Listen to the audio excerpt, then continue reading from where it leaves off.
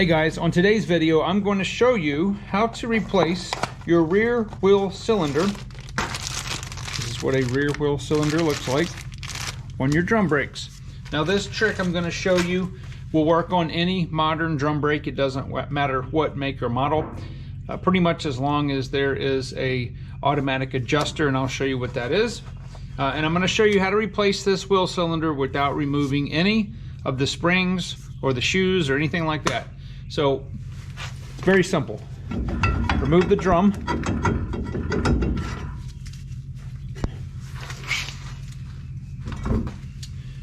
All right, so we see right here is the wheel cylinder in question. This is giving me problems. It's leaking internally.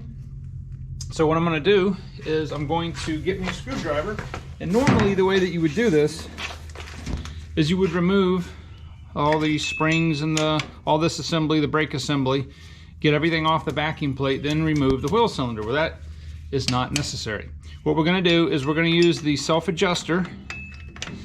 We're going to spin it all the way out, and by doing this I'm pushing the two ears on the brake shoes out as far as possible. I'm going to go to maximum travel. Okay. So we're gonna go.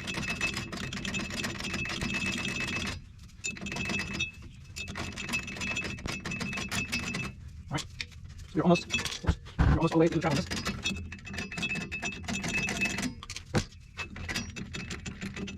All right, that's pretty much it.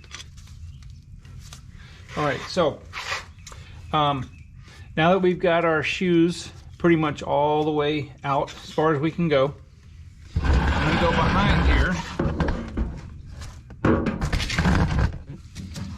right here, and I'm going to put my bleeder hose on there and just open this up just a little bit.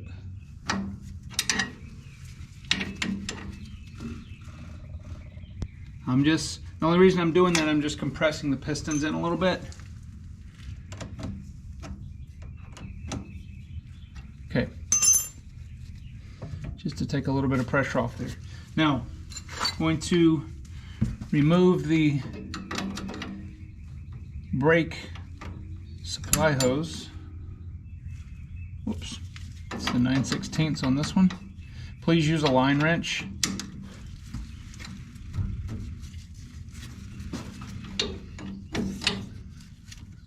Okay.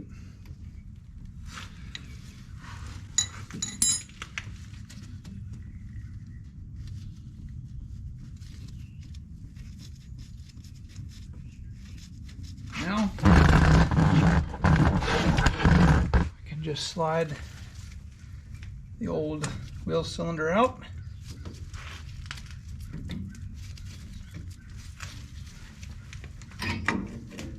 Like that. So I've got the new wheel cylinder, and it's very easy to push the two ears in. Okay.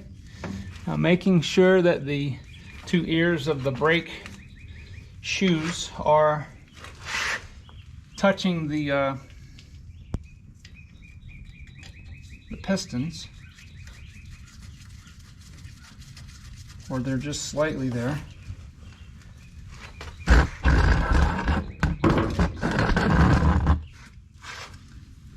I'm going to go ahead and put the two bolts back in just finger tight,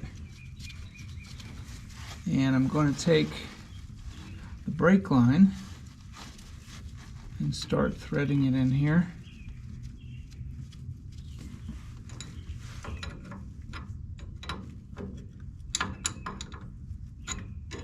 Okay.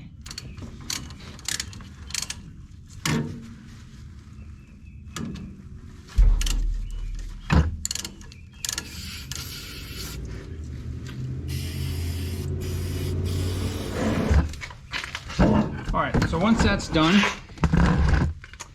what you need to do is you just need to run the adjuster back in. So we're going to do it the opposite way.